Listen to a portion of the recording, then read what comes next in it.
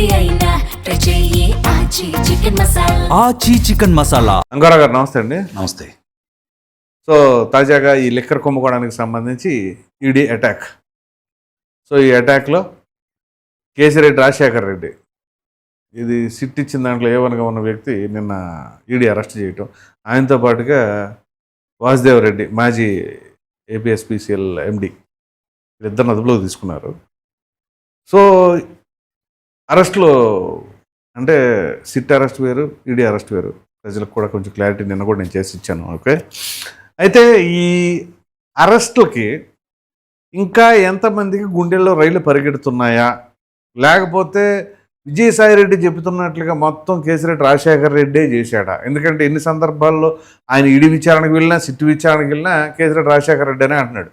మరి రేపమ్మప్ప విజయసాయి రెడ్డిని కూడా అరెస్ట్ చేయొచ్చు అని అంటున్నారు. ఈడీ అరెస్ట్ చేసింది అంటే కేసు బాగా తీవ్రతరం దాల్చిందని అనుకోవాలా? దీని పరిణామాలు ఎలా ఉండబోతున్నాయి అంటారు? ముందుగా ఈడీ ఎంటర్ అయింది అంటే కేడీలకి బీడీలు పడ్డట్టు, అందుట్లో ఎలాంటి అనుమానాలు ఆస్కారం వద్దు. ఓకే, వాళ్ళకి ఆధారాలు ఉంటే తప్ప వాళ్ళు సోదాలకు రారు. కరెక్ట్. ముందుగా ఇది ప్రజలందరూ కూడా అర్థం చేసుకోవాలి. ఇప్పుడు ప్రభుత్వాలు సిట్టేస్తే ఒకవేళ ప్రభుత్వాల ప్రమేయం ఉన్నా, ప్రభుత్వాల ప్రేరేపితమైనా జరగవచ్చు.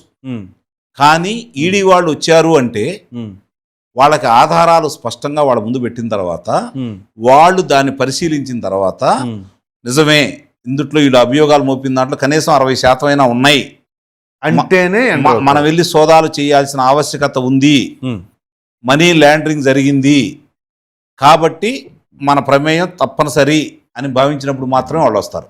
రైట్.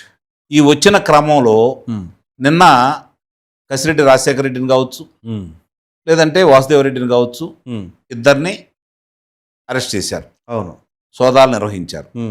అలాగే రవాణాకు సంబంధించినటువంటి లబ్ధి పొందిన కారుమూరి నాగేశ్వరరావుకు సంబంధించి అతని ఇంట్లో కూడా సోదాలు నిర్వహించారు. కార్యక్రమాలు జరుగుతూనే ఉన్నాయి. కొన్ని పత్రాలు అవి ఇవాళ రేపో అతను కూడా అరెస్ట్ చేస్తారు. ఓకే, అందుట్లో అనుమానమే లేదు. మీరు విజయసాయి రెడ్డి పేరు తీసుకుని వచ్చారు. దీనికి సంబంధించి మొట్టమొదటి నుంచి ఈ రోజు వరకు కూడా తనకు సంబంధం లేకపోయినా కాకినాడ ఫోర్టుకు సంబంధించి ఈడీ వాళ్ళు పిలిచినప్పుడు దీనికి సంబంధం లేకపోయినా కూడా ఇది కూడా రాజశేఖర బాబు ఆధ్వర్యంలో చక్కగా జరుగుతుందని చెప్పి అతనికి ఒప్పందింది కాబట్టి ముందుగా ఈ కసిరెడ్డి రాజశేఖర రెడ్డి పేరు బయటికి తీసుకొచ్చింది, లీక్ ఇచ్చింది ఆయనే. ఇక్కడ అతని ద్వారా ఏం చెప్పాడు, 5గురు కూర్చున్నామని చెప్పి పేర్లు చెప్పాడు. అవును, అంటే అతని పాత్ర కూడా దీంట్లో ఉంది. ప్రస్తుతానికి ఏందంటే అతని దగ్గర నుంచి సమాచారం మాత్రమే తీసుకుంటున్నారు. అతనేమనుకుంటున్నాడు, అబ్బో నన్ను ఏం చేయట్లేదు, వీళ్ళు నా జోలికి రావట్లేదు, నన్ను సాక్షిగానే చూసుకుంటున్నారు కాబట్టి నేను జగన్మోహన్ రెడ్డికి సంబంధం లేదని పదే పదే చెప్తాను, ఈ కేసిరెడ్డి రాజశేఖర రెడ్డికి సంబంధించింది మాత్రమే చెబుతాను, ఇతన్నే బాధ్యుని చేస్తే మా అధినేతకి ఏమీ కాదు కదా అనే అపోహలో అతను ఉన్నాడు. సరే, ఇప్పుడు మీరు చెప్తుంటే నాకు డౌట్ వస్తుంది. కొత్త స్టోరీ ఒకటి బయటకు వచ్చింది ఈ మధ్య. జగన్మోహన్ రెడ్డికి తెలియకుండానే వీళ్ళందరూ ఎక్కువ కంపెనీలు పెట్టేశారు, అది ఇది దోచేశారని చెప్పేసి జగన్మోహన్ రెడ్డి షాక్ అయ్యి వీళ్ళ ప్యాలెస్కి రానియకుండా చేస్తున్నారు అనేది ఒక కథగా అల్లి బయటకు వదిలేరని అనుకోవాలి. ఇప్పుడు మీరు చెప్తున్న దాన్ని బట్టి 100కి 500%. మీకు ఏమైనా అనుమానం దాంట్లో? ఏమో నాకు ఇప్పుడు మీరు చెప్పిన తర్వాత డౌట్ వచ్చింది. నాకు మీకేమన్నా, అందుకే నేను చెబుతుంది, కథ అల్లి కావాలని సర్క్యులేట్ చేస్తున్నారు. ఇప్పుడు నిస్సందేహంగా అదే జరుగుతుంది ఇక్కడ. అంటే ఈయనకి ఏం సంబంధం లేదనేది ఎస్టాబ్లిష్ చేయడం 100కి 100 పాళ్ళు జగన్మోహన్ రెడ్డికి ఈ కుంభకోణంలో సంబంధం లేదు, అతను ఇలాంటివి ఒప్పుకోడు, అతను 30 సంవత్సరాల అధికారంలో ఉండడానికి వచ్చాడు, వీళ్ళే కావాలని చుట్టూ ఉండవాళ్ళు వాళ్ళు చేసి జగన్మోహన్ రెడ్డి మీద నెపం నెడుతున్నారు. రేపు పొద్దున ఇది నిజం చేయటం కోసం ముందుగానే ఎవరైతే ఉంటారో దీంట్లో ఈ కుంభకోణంలో ప్రధాన పాత్రధారులుగా ఎవరైతే ఉంటారో వాళ్ళకి వాళ్ళ బినామీలుగా జగన్మోహన్ రెడ్డి బినామీగా వాళ్ళని ఏర్పాటు చేసుకొని వాళ్ళ పేరు మీద ఆస్తులు కొనిచ్చాడు. కావాలంటే చూడండి, మొత్తం చూడండి మీరు. ఇరికిచ్చాడు అందరిని ఇరికిచ్చేసి రేపు పొద్దున వీళ్ళు ఎలాంటి వాళ్ళంటే అతని కోసం అయితే ప్రాణాలైనా ఇవ్వడానికి సిద్ధపడేవాళ్ళు. అలాంటి వాళ్ళని ఎన్నుకున్నారు. అలాంటి వాళ్ళు ఎన్నుకున్నారు. ఏరుకొని వాళ్ళని పెట్టుకున్నాడు. రేపు పొద్దున వాళ్ళ నోటింటి కనుక వాళ్ళు చెప్పాల్సి వస్తే జగన్మోహన్ రెడ్డికి ఏం సంబంధం లేదు, ఇది మాదే పాత్ర, మేమే చేశాము, మేమే బాధ్యులు అని చెప్పి వాళ్ళు చెప్పడానికి ప్రయత్నం చేశారు. ఇప్పుడు వాళ్ళు చెబుతారో చెప్పరు కానీ మీరు ఐడియా ఎత్తినట్టుంది. ఆహా, ఐడియా ఇవ్వటం కాదు. ఇప్పుడు వాళ్ళు ఎక్కడ దొరుకుతున్నారు మీరు గమనించుకోండి. ఈ రాజశేఖర బాబు ఆధ్వర్యంలో ఈ విచారణ సంస్థ క్షుణ్ణంగా ఆధారాలతో సహా బయటికి తీసుకొచ్చి ఆధారాలు ముందు పెట్టిన తర్వాత ఏం చేయాలో అర్థం కాక దిక్కుతోచని స్థితిలో వాస్తవాలు చెప్పి మేము చెప్పామని చెప్పొద్దు అన్నారు వాళ్ళు. సరే, ఇప్పుడు చెప్పొద్దని చెప్పినా ఎలా చెప్పినా 4 గోడల మధ్య జరిగింది కాబట్టి ఆధారాలు ఉంటాయి. ఆ ఆధారాలు పట్టుకుని ఇదిగో బాబు అని చెప్పి ఆయన ముందు పెడతారు. అప్పుడు ఏమైంది? అదే కదా. ఇప్పుడు అంటే అక్కడ కూడా రేపు పొద్దున మామూలుగా ఒక హత్య జరిగిద్ది, ఓ దోపిడీ జరిగిద్ది. వాళ్ళు ఆధారాలు ఉండా లేకపోయినా ఎవరో ఒక అతను వచ్చేసి నేనే హత్య చేశాను అంటాడు. హత్య చేసేటప్పుడు న్యాయమూర్తి ఏమని అడుగుతాడు? కుడి చేత్తో పొడిచావా ఎడం చేత్తో పొడిచావా అని అంటాడు. అతను కన్ఫ్యూజ్లో కుడి చేత్తో పొడిచే అక్కడ ఉంటే ఎడం చేత్తో పొడిచానంటే అతను కూడా శిక్ష పడిద్ది. ఇతను తప్పుడు సాక్ష్యం చెప్తున్నాడు కాబట్టి విచారించండి అంటారు. ఆధారాలన్నీ బయటికి తీస్తారు.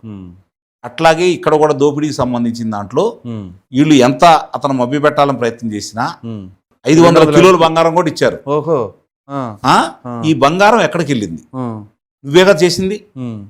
బంగారం ఎడబెట్టాను ఆయన, ఎక్కడ ఉంది? ఎప్పుడు వెళ్ళిపోయినాయి? ఎక్కడికి పంపించా? వెళ్ళిపోయినాయి. ఆ ఎల్ని ఎక్కడ పంపించావు? కొంతమంది అంటా ఉండారనమాట, అటెల్ని అంటున్నారు. సరే, అవన్నీ వాళ్ళు తీస్తారులేండి. కాబట్టి ఇవన్నీ బయటికి లాగుతారు. ఈ బయటికి లాగే క్రమంలో ఇలా పేర్లన్నీ దాంట్లో ఉన్నాయి కాబట్టి అసలు బాలాజీ గోవిందప్పకి ఏం సంబంధం, కృష్ణమోహన్ రెడ్డికి ఏం సంబంధం, ధనుంజయ రెడ్డికి ఏం సంబంధం, మిథున్ రెడ్డికి ఏం సంబంధం, చెరెడ్డి భాస్కర్ రెడ్డికి ఏం సంబంధం? వీళ్ళందరూ ఎందుకు వచ్చారు దీంట్లో? ఎందుకు వాళ్ళ గురించి విచారించారు? ఎందుకు వాళ్ళు అన్ని రోజులు జైల్లో కూర్చోబెట్టారు? ఏ ఆధారాలు లేకుండానే ప్రస్తుతం లోక్సభ సభ్యుడిని కూర్చోబెడతారా? ఏ ఆధారాలు లేకుండా ఈడీ లిస్ట్ లో కూడా ఇలా పేర్లు ఉన్నాయట కదా. ఉన్నాయి, అదే చెప్తున్నాను నేను. ఇప్పుడు మొత్తం ఏజెన్సీ ఈ డబ్బులు అమ్మటానికి కానీ డబ్బులు వసూలు చేయడానికి కానీ మిథున్ రెడ్డి ఏజెన్సీ ద్వారా జరిగింది. ఇప్పుడు వీళ్ళని రిమాండ్కి తరలించారు కేసీఆర్. అవును, వాసుదేవ్ రెడ్డిని 25వ తారీఖు దాకా. అవును, 14 days ఉంటుంది కదా రిమాండ్కి తరలించారు. అదే పరిస్థితి ఇంకెంతమందికి కలిగే అవకాశాలు ఉన్నాయి అంటారు? నాకు తెలిసి ఒక 100-150 మంది జరిగింది. సరే, అందులో బిగ్ బాస్ ఉంటారా? 100కి 100 పాళ్ళు. ఒకవేళ బిగ్ బాస్ ఇంటికి వెళ్ళవలసి వస్తే ఎప్పుడు వెళ్ళే అవకాశాలు ఉన్నాయి అంటారు? నాకు తెలిసి ఆగస్టు 15వ తారీఖు లోపు జరగవచ్చు. అదేంటి, స్వాతంత్రం వచ్చినప్పుడు స్వాతంత్రం తీసుకెళ్ళిపోతారండి మీరు? అనుమానమే లేదు. ఆగస్టు 15వ తారీఖు లోపు జరుగుతుంది. ఆగస్టు 15. మీకు గుర్తుందా, మనం గత చర్చలో 2 సంవత్సరాలు పూర్తయిపోయిన తర్వాత ఈ ప్రభుత్వం కొన్ని స్టెప్స్ పడతా ఉంటాయి అన్నారు. చెప్పాను కదా. కరెక్ట్. అంతేనా? మనం 6 నెలల నుంచి చూసుకున్నాం. ఇప్పుడు అంటే ఇప్పుడు మీరు చెబుతున్న ఇది ప్రభుత్వానికి సంబంధించిన పరిపాలన, అది కొనసాగుతూ ఉంది. ఇక్కడ ఈడీకి సంబంధించిన దాంట్లో ఇంత దూకుడు రావడం అంటే మీరు చెప్పిన దానికి కోయిన్సిడెంటల్ అనాలా, ఎలా జరుగుతుంది అనుకోవచ్చు? అంటే వీళ్ళు విచారణ చేశారు కాబట్టి, వాళ్ళ ముందు ఆధారాలు పెట్టారు కాబట్టి, అవి బలంగా ఉన్నాయి కాబట్టి వాళ్ళు వస్తారన్న అభిప్రాయం నాకు కలిగింది కాబట్టి ఆ రోజు అదే అంటున్నాను. సో ఆ ప్రకారంగా జరిగింది. ఇక 100% మీరు చెబుతున్నట్టుగా దాదాపు 100 నుంచి 150 మంది. ఈ మధ్య ఉండవల్లి అరుణ్ కుమార్ అనే మేధావి, ఆయన మాజీ ఎంపీ, మాజీ లోక్సభ సభ్యుడి గురించి మాట్లాడుకుందాం.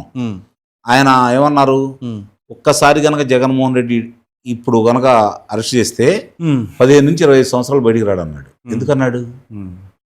తెలుసు కాబట్టి. అన్ని ఆధారాలు వీళ్ళు సేకరిస్తున్నారని వాళ్ళకు కూడా తెలుసు కాబట్టి.